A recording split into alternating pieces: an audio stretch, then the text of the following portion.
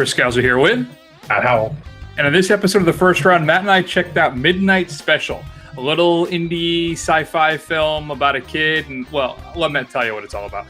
Well, it's coming up on Blu-ray and DVD, featuring the streaming pick and straight to the DVD picks of the week. And then our marathon of childhood favorites returns with Flight of the Navigator, a film that I haven't seen since it came out. So this was a long time coming. And then we're going to get back to our other older segments. Not everybody does top fives, right? I'm tired of lists and top fives. So we're going to do something a little different this week. We're going to do our What Are the Odds segment, and we'll get into all that when that comes up. But first, let's hear a little clip from Midnight Special. Police issued an Amber Alert for an 8-year-old boy. He was abducted from his home near El Dorado, Texas. It's time. You ready? Yeah. Please call 911 with any information. We will keep you updated as we Okay. report.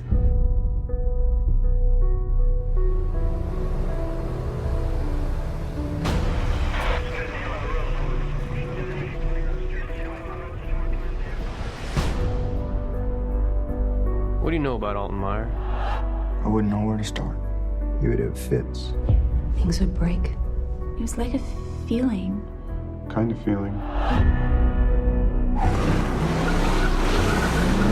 We need to know where he is. You'll have no clue what you're dealing with, do you?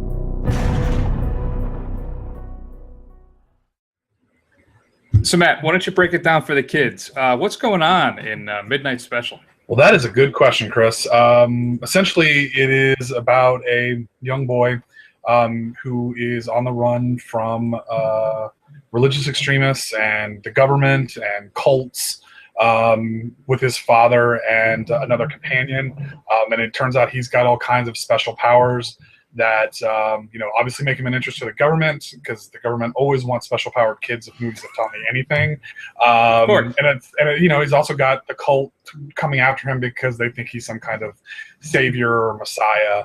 And that's basically what it is. It's kind of like a road trip chase movie, kind of in the vein of something you would see from like the 80s Kids with Special Powers, a la Firestarter or something like that.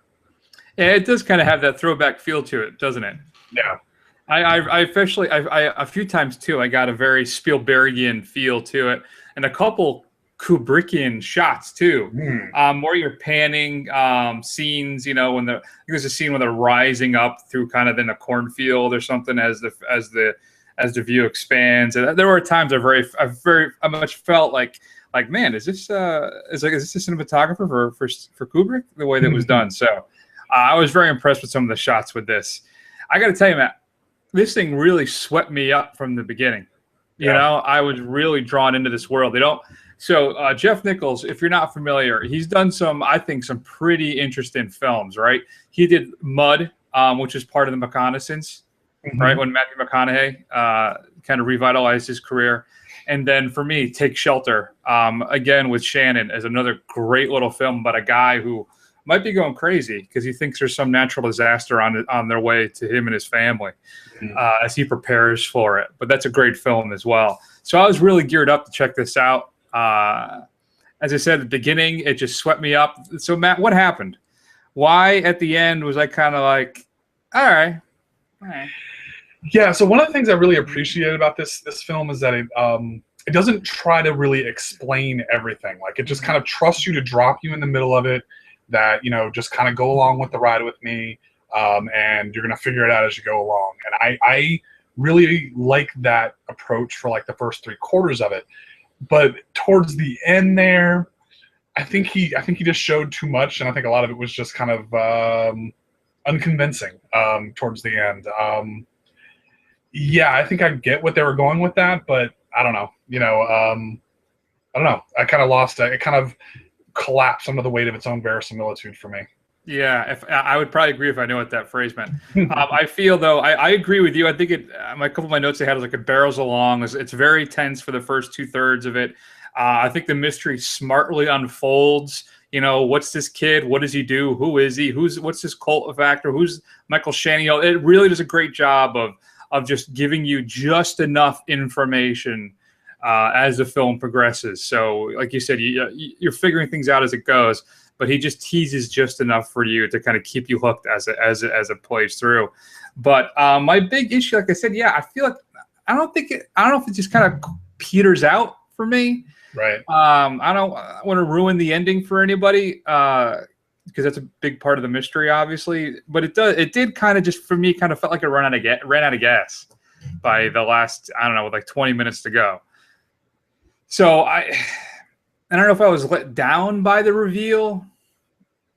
No, I think it's fine. It just didn't hold up, and it wasn't as interesting or as it didn't hook me as much as the first 2/3 of the film. Like you say, the chase, the mystery, what's going on. Then when we finally have the big reveal, we get what we're supposed to be, and I'm just kind of like, all right, okay, all right, whatever. That. Yeah, I totally agree with you. I think this is one of those things where less was definitely more, and when he finally gave you more, it was just, all right, whatever you say, Jeff, which was disappointing. But because I mean, for the first 3/4 of it, I was right along with it. I thought the acting was good, the story was good, the shots were good, the cinematography was good. Yeah, I was really on board. It's just it kind of petered out at the end there. A lot of pensive, stern looking, Well, you got Michael Shannon. What else are you going to do, right? Yeah, no, and I don't think he did the same thing that Riffin and Gosling did in Drive when they went through and they just crossed out whole lines of dialogue and just emoted instead. There's a lot of that kind of looking around and being stern and Christ, what are we going to do type of moments. But I'm glad we saw it. I enjoyed it enough. There's enough there to keep you involved, even if the ending is kind of underwhelming and a little undercooked. But I think the journey to get you there for me is well worth watching the film. I agree. So I think if I had to rate it, though, I got to tell you, I don't know if this is a rush out to the theater to see. I think you'd be totally fine checking this out on Netflix in 6 months or RedTube. What is it the kids watch? Blue Box. I don't know what it is anymore. Right. But I think you can wait. I don't know. What do you think? Yeah, I mean, I agree. I mean, it's probably like I'd say a B- movie for me. But at the same time, it's not like there's a wealth of things out there to go see in the movie theater. So if you really want to see something, you could do a hell of a lot worse with all the drivel that's coming out right now. So, well, Batman vs Superman's still out, and that was really good. Right. Yes. I haven't seen The Jungle Book yet, and I wanted to catch up with Hardcore Henry. I didn't get a chance, and it's gone from every theater around me as of tomorrow. I thought I'd have a chance this weekend to see it, but it's gone. And there's something about The Jungle Book. It's supposed to be really great, right? But I don't have. There's no pull for me to see it. I don't know what it is. Maybe I don't know. Maybe we'll check it out. I have absolutely no idea. But let's, Matt. There's something else too. I want you to talk about the other film you saw. But first, let's talk quickly about the Blu-ray DVD picks, if we could. There's one, I think, relatively large release that we should talk about, which is Krampus, the horror Christmas in the vein of Gremlins that is being released. Includes a Blu-ray, DVD, digital copy, ultraviolet stream. Includes a commentary with the director and alternate ending, deleted scenes, extended scenes, gag reel. There is no unrated director's cut. This was made specifically to be like a PG-13 family horror film. So there won't be any additional versions like that coming out lately. I know there was a bit of some people saying, oh, but I want the extended unrated cut. But there isn't one. He filmed it as a PG-13 movie, and that's what you're going to get. If you haven't seen it, though, I think it's a lot of fun. You should definitely at least rent it. Ride Along 2 is being released. I did not see Ride Along, so I guess I didn't feel the obligation to see Ride Along 2. You're not going to be able to follow it. There's Blu-ray, DVD, digital copy, ultraviolet on that one as well as commentary with the director, Tim Story, Corey's wedding commercial, and a bunch of stuff featuring Kevin Hart, I'm sure being hilarious. Jane Got a Gun. That's the troubled Natalie Portman film is being released on Blu-ray. It got a limited theatrical run. Actually, I think it was going pretty wide, but I don't think anybody saw it. If you're not familiar, this had a really troubled shoot. Actors dropping out, directors getting fired, or rewrite. It took a lot to get the film made. So if you want to see what the end product was, now's your big chance. New to Blu-ray, Criterion is giving us Brief Encounter, the film starring Trevor Howard and Celia Johnson, After a chance meeting on a train platform, a married doctor and a suburban housewife enter into a muted but passionate and ultimately doomed love affair. Includes a whole all-new high-definition digital transfer, audio commentary from 2000 from film historian Bruce Eder, and a bunch of other features. Criterion is also giving us the Kennedy films of Robert Drew and Associates, just a whole bunch of just kind of documentary formats about the Kennedys. There's one called Primary, one Adventures on the New Frontier, Crisis, and Faces of November are all included. There's a whole wealth of extras in this, including a bunch of outtakes as well. So if you're a big fan of those films, you can check that out from Criterion. And they're also giving us Phoenix. It's an evocative and haunting drama set in a rubble-strewn Berlin in 1945. It's like no other film about post-World War II Jewish identity. So you can check that out from Criterion as well. Matt, Shout Factor is giving us Death Becomes Her, the Robert Zemeckis film. Oh, yeah. Bruce Willis, Faye Dunaway, and was it Goldie Hawn, right?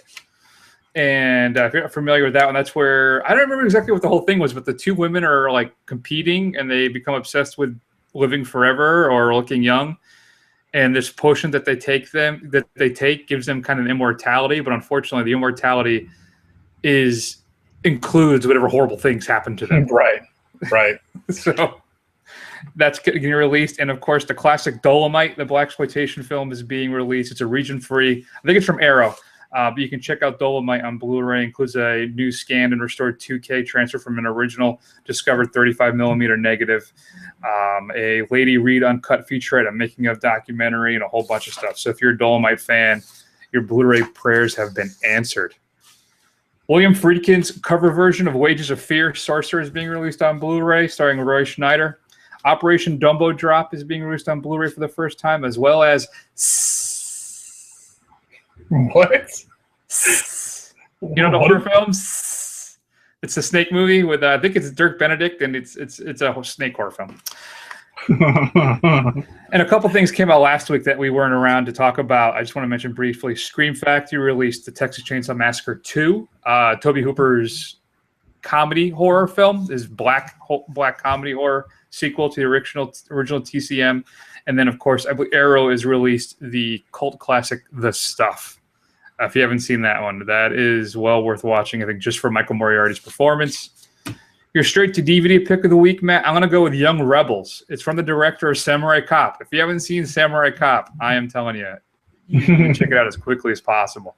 One man, Johnny Green, teams up with his partner, Tadahashi Yamashita, to go against the drug cartel. So another film from the legendary director of Samurai Cop. Your streaming pick of the week, Matt, I'm going with The Detectives. This is a BBC miniseries that's on Netflix right now. It's only 3 episodes, but it's basically about this specialized police unit that deals with sexual attacks. And the other underlying thread is the best friend of the DJ. Who is I can't remember that guy's name now, but the DJ who was like this world-famous UK DJ that molested kids for like decades. He was united. Yeah, he was this big, revered guy, and the whole time he was doing these horrible things. So this is the connecting theme through all 3 episodes. Also, while they do individual cases on each episode, is them trying to convict his best friend, housemate, flatmate, I guess is what they say there, right? Yeah, they do. So, Flatmate. There you go. So that's all stuff you should definitely check out. Matt, so you did see something else this week, right? I did. I had a few free hours. I really wanted to see Green Room, but I couldn't find it anywhere. So it's like another week. You got to wait another week. I know. So I went and saw Eye in the Sky, which is like a ethics of war kind of thing with Helen Mirren, and I think it's Alan Rickman's last performance, and dude who said bitch a lot from Breaking Bad. Aaron Paul? Yes, Aaron Paul, thank you. Yes. Yeah. So drone warfare, bitch. Yeah, exactly. Hellfire released, bitch.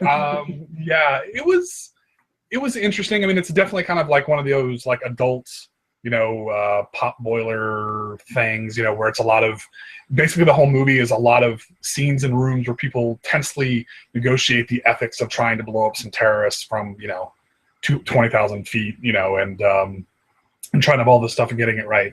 And it was pretty good, but I'm going to ask, yeah, because it's got a high rating on Rotten Tomatoes too. It's got like a 92% or something crazy high. And I was wondering, I felt like it was more like a liberal message film, not so much a tense, dramatic thriller. Am I wrong about that? Because that's what's kind of kept me away from it, even though I'm a fairly liberal guy. Yeah, I wouldn't say it's necessarily with a liberal message. I think it kind of straddles both sides of the fence, where they talk about, you've got Helen Mirren's character who's very gung-ho, and she finds out where they are, and she wants to definitely take action, whereas her superiors and like the civilian government, they're sitting there debating the ethics of it and collateral damage and all this kind of stuff. And then you've got Aaron Paul's character who's basically tasked with killing somebody for the first time. So I mean, it's a lot of that back and forth. I wouldn't say it necessarily has a liberal message, but it's definitely more leftist leaning than center. But it's worth checking out, you're saying? Yeah, I mean, again, if you want to go see a movie with a date or something like that, I mean, this is be something to check out. It's something that you can pretend like you're very sophisticated to go watch this film. It's not bad. It's an entertaining time, and there's not a whole hell of a lot else out there that you can go see. So, but for most people, I would say check it out on Netflix or HBO or the Red Box when it comes out. Oh, Red Box. That's it. Red Box, not Red Tape. Yes. Thank you for clarifying that. All right. Interesting. All right. Maybe I'll squeeze that in someplace too. So I haven't gone to the theaters in a couple of weeks, right? So what I do is I store it up, and I say, honey, I haven't been to the theater in like 2 weeks, so I'm going to go see 2 movies tonight. Oh, is that how you do it? Yeah. And I say, listen, woman, this is how it's going to be. It goes exactly like that. I'm sure it does. Yeah. And then I said, she said, excuse me? Nothing. I said, love you. Bye. I'll be back soon. So, all right. So let's take a break, and let's hear a little clip from the Disney film Flight of the Navigator. When you're just growing up, every day is a new discovery. But nothing David Freeman has ever experienced will prepare him for the adventure that lies ahead. Sit down. I think there's been some sort of mistake. Your brain contains data necessary to get me and my friends home. I'm just a kid. You are the Navigator. Walt Disney Pictures presents a new adventure fantasy. What are you doing? Above and beyond the ordinary. Take me back. Okay. Oh, no. Flight of the Navigator. Do something. You're the Navigator, not me. 20,000 feet and falling. Come on, one of these hasn't started.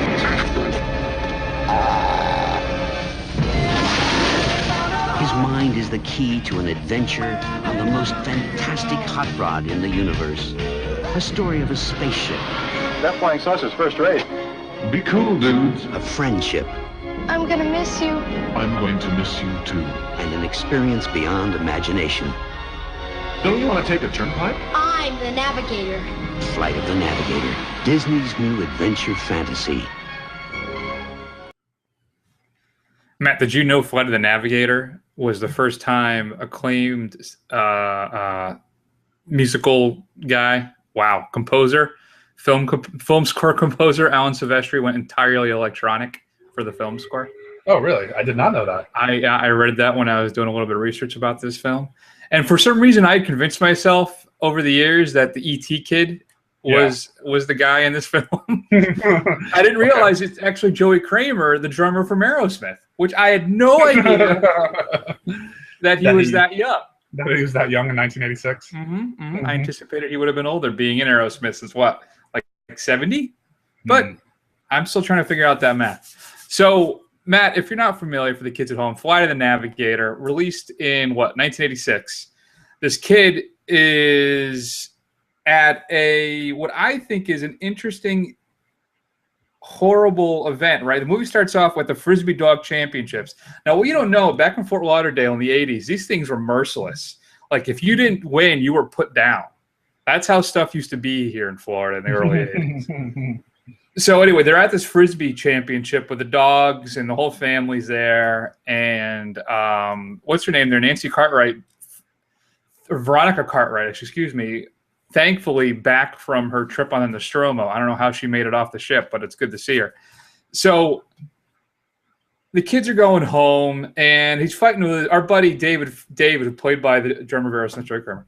And he's fighting with his brother, and his brother is not home, so he's got to go look for him. And he falls into a pit and disappears for years, right? But he doesn't know that. He wakes up like nothing happened. And what happened, Matt, is 8 years have gone by. What? I don't understand it. So now we got to figure out where the kid's been the whole time. What's talking to him in his little 8-year-old or 12-year-old brain, however the heck he's supposed to be at this point, 12 years old, and unsolve that mystery. Thankfully, Pee Wee Herman is here to answer all of the questions. And, of course, Howard Hessman, famous for head of the class. Not WKRP in Cincinnati, but head of the class. Being replaced by Billy Connolly. That's why he's famous. So, anyway, Howard Hessman plays Dr. Louis Faraday. Could we be more on the nose with that one? Yes. He's a scientist guy trying to figure out what happened to this kid. What happens is there's a spaceship, and something happens. A spaceship takes Joey Kramer, David Freeman, up to study him, but he screws up. He's supposed to bring him back the exact time he left him, but something happened with the ship. It got all fried. He crashed into some power lines or something, and he brought him back years later. It's horrible, really. And I remember watching. So, Matt, I think the thing I noticed about this film the most is I actually try and focus what I'm saying. 2/3 of this movie is just him dicking around. I was very surprised at how much time was spent on flight before we got to the cool spaceship and Paul Mall, aka Paul Rubens. And did he name himself after the cigarettes? Was that the whole thing? Was this like a subtle Disney cigarette endorsement deal? I don't know. I don't know why he was crediting himself as Paul Mall, but whatever. Maybe he got a deal from Paul Mall Cigarettes to do it that way. Yeah. In a Disney film, no less. But yeah, I mean, there's the mystery, which I'll tell you, Matt, it's somewhat interesting, right? Yeah. It is interesting. But then once the kid gets reunited with the spaceship and Paul Rubens, it's like nothing happens for like half an hour. Right. They're just shooting around. And it's basically you could have cut that down to basically 5 minutes. Yes, you could have. And if you're gonna fly around the globe and for that amount of time, it's gonna take him a really long time to get back to Tryptophan or wherever the hell he was from. Tryptophan.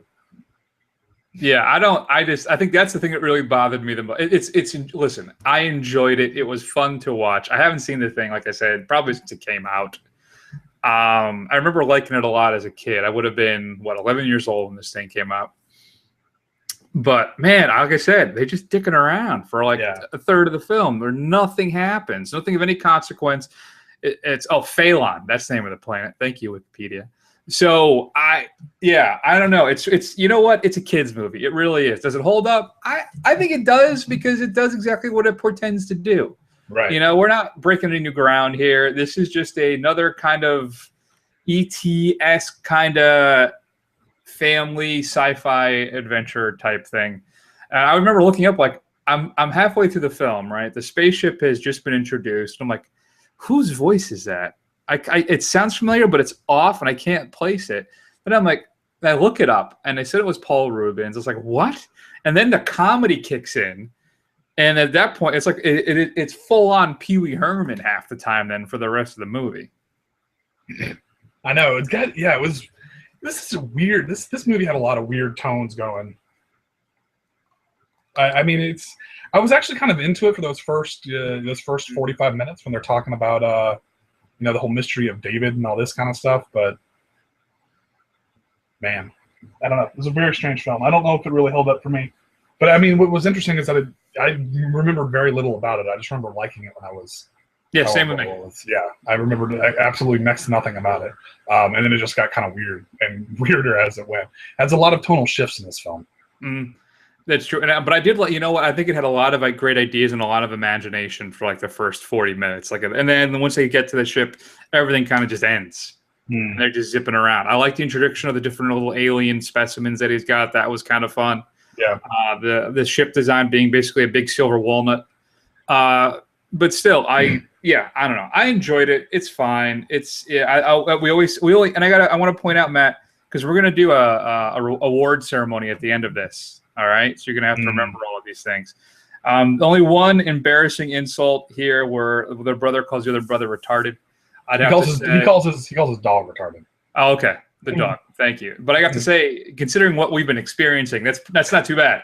It's not too bad at all. It's not too bad at all. And this does have some great 80s touches to it. It's got a young Sarah Jessica Parker, not quite as footloose young, but still young Sarah Jessica Parker, and a random robot for absolutely no reason, just as a plot device to escape. Which exactly. Yeah, I know. That was Ralph. I was like, wow, thank you, 80s kids movie. Thank you for bringing this into my life right now. What we should have done is we should have figured out a way to weave Sarah Jessica Parker into every one of these. Like every one of the films that we do, she had at least some small role. There you go. It seems to be working out that way. Yeah, it does. So, all right. Anyway, I'm glad Joey Kramer went on to bigger and better things. If you had a chance to see Flight of the Navigator, if you're following along, please shoot us an email, feedback@thefirstrun.com. Let us know your thoughts as well on Midnight Special and Eye in the Sky. We'd love to hear them. So, Matt, let's take another break, and let's talk then about, well, let's explain to the kids when we get back, what are the odds? What are the odds? Next time they shine your light in the sky, don't go to it. The bat is dead. Bury it. Consider this mercy. Tell me.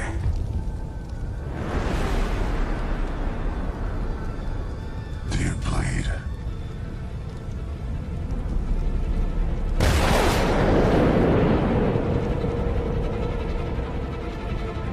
You will. So, Matt, it's what are the odds time. This is our odds makers game where we present a couple different ideas and we have to apply what are the odds of that actually happening. Now, as always, I keep meticulous notes and do no follow-up work afterwards. So I have 4, but I got a feeling we may have a little overlap. I'm not sure.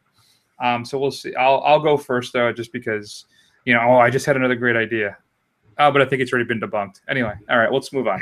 So, Matt, I have been screaming in the dark that I still think Batman vs. Superman is not a 28% rated Rotten Tomatoes film. I still think it's a B film, maybe a weak B, but it's a B film. I don't mean like B movie, but I mean like B rating on a letter grade scale. Right. So let me ask you, man, what are the odds any DC film in the next 3 years gets a 90% or above Rotten Tomatoes score? A 90%? Mm-hmm.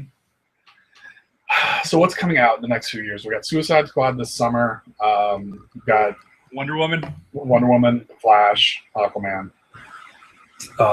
Justice League, Justice Part League. What are the odds? God, you are, by the way, screaming futilely in the dark by yourself. I'd like to point out. Yeah. I'm gonna say 25%. I'm gonna say there's a 25% chance if it gets a 90 or better. Any DC film is 90 or better. I mean, I could see like Wonder Woman or maybe Justice League getting into the 80s, but I don't know. 90s is a tall order. Well, Goyer's entirely out now. Okay. Right? He has no hand in Justice League.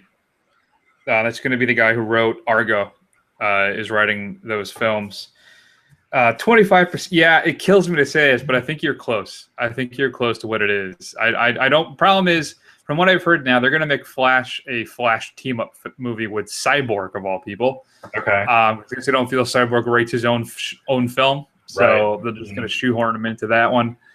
Aquaman is no way that's going to be good. I can't imagine because just of Momoa. I'm sorry. I don't buy Momoa in anything. Wonder Woman maybe has a shot, but it's just as possible that it's going to be a train wreck. Same thing with Suicide Squad. That could be really bad. So I'm going to be, though, the eternal optimist, Matt, and I'm going to go 28%. Out of nowhere. Going out on a limb there. That's right. All right. So what do you got for me? All right. Well, since we're doing overlap here, so obviously Batman versus Superman has been a big stumble. It's been a big stumble for the DC universe here. It's not been well received by fans, although there's some critics who are delusional who liked it. But so this is what I gotta. What are the odds that Suicide Squad is going to get this thing back on track for the DCU? I don't know. Suicide Squad is it. It makes me nervous though, and one of the most interesting things about the trailer is Jay Courtney. That terrifies me. But it's so it gets things back on track. Listen, if I go strictly with your question, I'm gonna go 15%. My answer to your question would actually be, I think it'll just continue to sputter along. I don't think it's going to be one that everybody's going to go, oh, okay, great. This is what we're talking about. This is what we can expect going forward. I don't think that's going to be the result of Suicide Squad. I think it's going to be a middling success. I think it'll do fine. I don't think it's going to do Iron Man numbers. It's certainly not going to do Avengers numbers. So, heck, I don't think it's going to do Batman vs. Superman numbers. Mm-mm. So, but I still think it'll be enough. People are like, all right, well, okay. So, but given the strict confines of your question, I'm going to go 15%. 15%. Yeah, I think you're right on track there. I'd probably say it's got a 10% chance. Just by the very fact that they've gone back and done reshoots. They're trying to get a little more levity into the whole thing. I heard that's not true. Are they just fibbing? Or I thought first I heard it was to add more humor. Then I heard it was to add more Batman. Okay. So I don't know what's really going on. Well, as the case may be in any event, even if they're adding anything at this late date, that does not instill me with a ton of confidence for this film. So I can't imagine. And you know what? I mean, just the shameless trying to rip off like Guardians of the Galaxy's feel in the trailers and stuff. It's just it's just got desperate reaching in my opinion. Why didn't they let Margot? Why doesn't her Harley Quinn have the crazy New York whatever that is stylized accent? Well, I think I guess she could do it because she kind of did that New Jersey accent in Wolf of Wall Street. I mean, she's Australian, so maybe she couldn't pull it off. Mm. Yeah, I don't know. I just thought that was a weird thing that didn't happen. All right, might as well continue this train because we are just geeks. Let's just admit it. Yeah. Batman vs. Superman. What are the odds it actually does cross $1 billion worldwide? We are at $834 million as of the recording of this show. Mm-hmm. Well, once once Civil War comes out, the thing is going to drop off a cliff. It already has, though. I mean, let's be honest. The thing after the first week, it would drop to almost 70%. Yeah. It's pulled in $9 million last week domestically. And you said it was 800 million worldwide? Yeah, 834. What are the odds? I'm gonna say I can't see it doing it. I'm gonna say 5% chance it breaks $1 billion. I don't think it's gonna happen. What do you think the final number is gonna be? I'm gonna say it's gonna be in the next 2 weeks. I would say it's probably gonna be like maybe 915, maybe. I could see. Yeah, I was gonna say like 903. I don't know why, but that was gonna be my number too. So yeah, I'm not confident either. So I'll go 7%, just because I'm wearing a Yankee hat and it's Mickey Mantle's number. There you go. There's no rhyme or reason to any of this. So do you think they'll ever release the director's cut in the theaters? I can't imagine they will. I can't imagine there'd be enough of an audience for it. I mean, no, I can't imagine it's gonna happen. Yeah. All right. What do you got? So when we're talking about comic book movies. So in a few weeks here, 2 weeks, we've got Captain America: Civil War coming out, which I think is going to show you what two superhero fighting should really be like. Yeah. So what are the odds that this is the best MCU movie to date? All right, so our competition is Iron Man, Guardians of the Galaxy, Winter Soldier. Yeah. Right? Yeah, I'd say those are probably the top three. Top three. Yeah.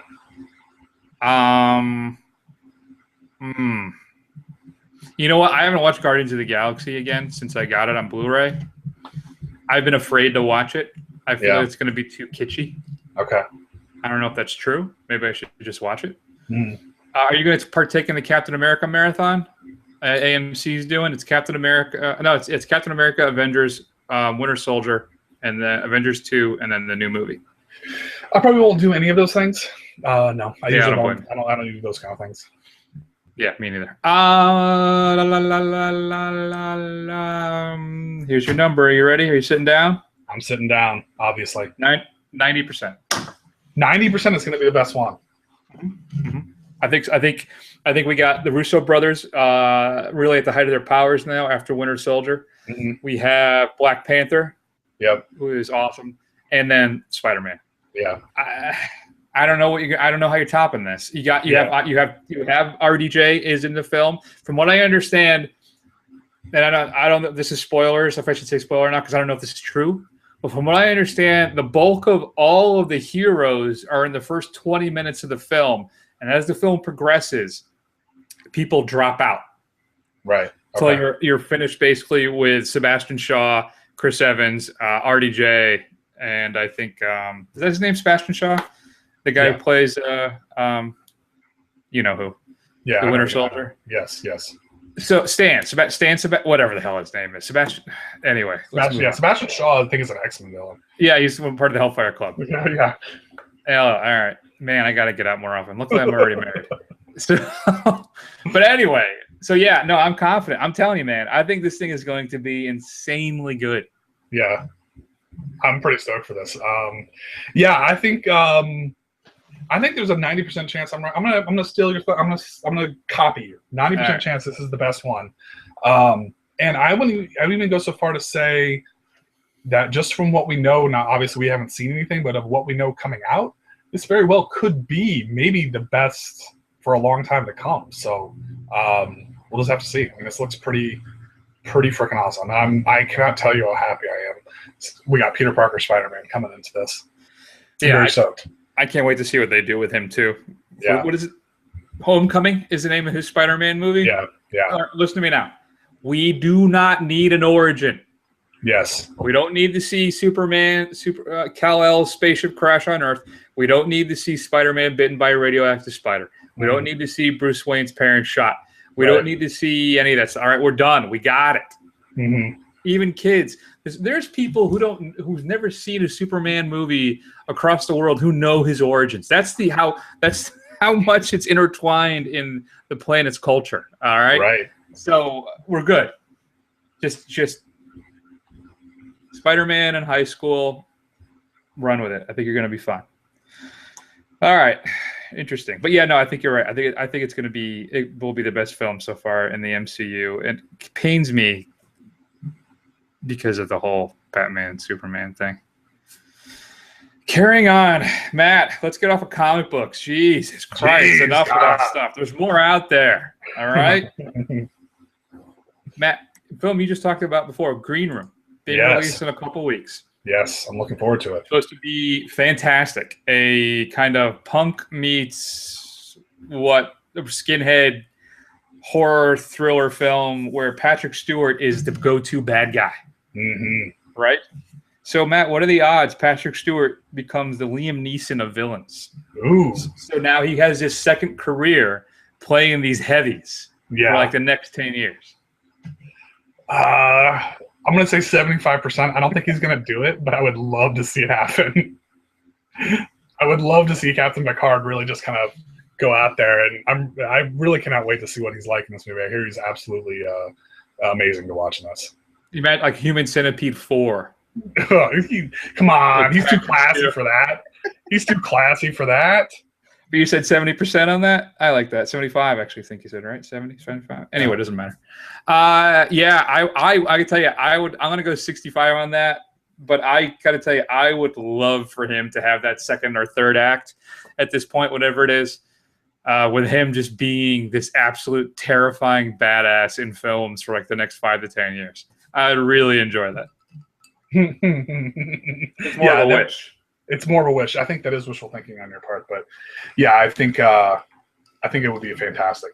It'd be fantastic. The English accent alone lends credence to any performance you're going to have. I mean, listen, there's that. What was the movie with Michael Caine, Harry Brown, where he's like in his 80s and he plays like a badass who cleans up his neighborhood, like Bronson style. And the only reason it works is because it's Michael Caine and and it's the accent. So I think Patrick Stewart has that same ability. So yeah, I don't know. We'll see. That I can do that too. A run of like Death Wish films with Patrick Stewart. I can handle that too. Just seeing him cracking skulls, I guess, is what I want. So there you Is go. that all it is? And being calmly menacing. It's it. Exactly. Number one. Make it show. All right, well, Chris, I don't have another one. Okay. I got one more for you then. You ready? Yeah. What are the odds that the Magnificent Seven remake by Antoine Fuqua will not be awful? Ugh, Lord. 15%. I think that's generous. I think that's very generous. They've tapped our boy Chris Pratt for the Steve McQueen role, and he's a comedy relief. You got D'Onofrio in it. You have the under the radar strength of Ethan Hawke. Denzel is our leader, but it's Fuqua. Mm-hmm. That's the problem. The guy is a horrible director. All right, can we just get that out of the way now? It's his biggest success was Training Day, which we have the Training Day rule here, which is that we define that as actually the Training Day definition is that the film the lead performance in the film is stronger than the movie itself. The only reason to watch that movie is Denzel's performance. The rest of it is just okay. And then you have I confess I haven't seen Southpaw.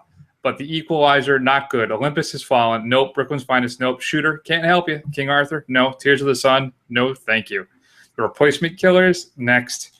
I'm telling you, not a strong oeuvre. Mm-hmm.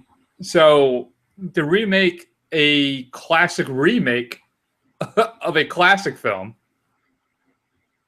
I don't know. I'm not confident at all, and I confess I have bias. I do not. Fuqua's stuff has no life to it. His films are inert. There's no emotion. There's no depth. They're just presentations of dull action. That's all it is. I don't know how you make an action movie boring, but he pulls it off. Right. So every time.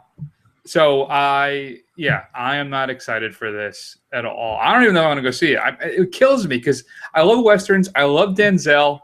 Right, we're all fans of Chris Pratt. D'Onofrio, I love seeing D'Onofrio. So I'm going to go lower. I'm going to go 10% to your 15. I just don't.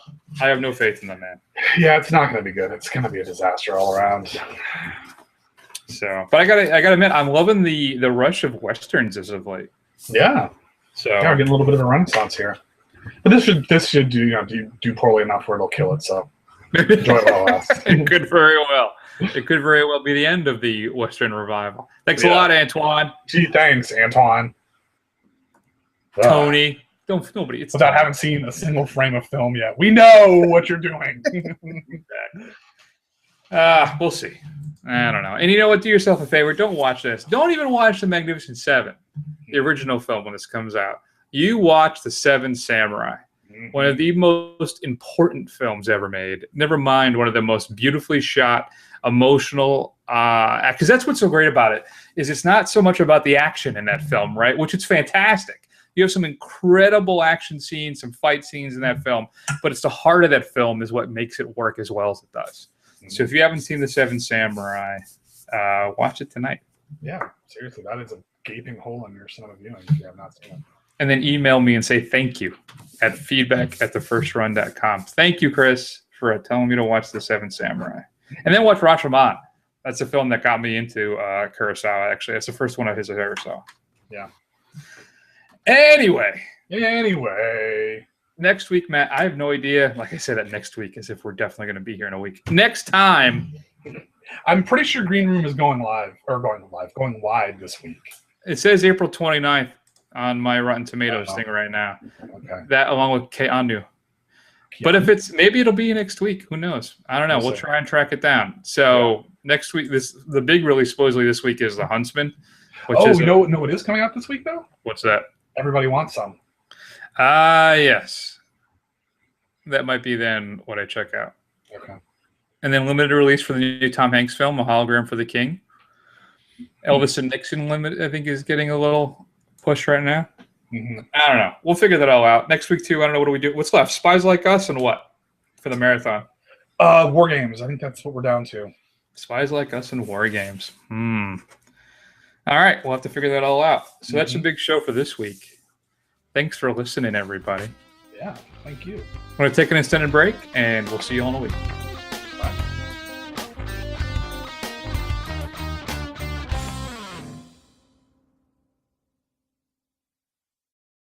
If you crave satisfaction, this is the place to find that action. Coming to this theater as this next attraction is the picture that will put you in traction.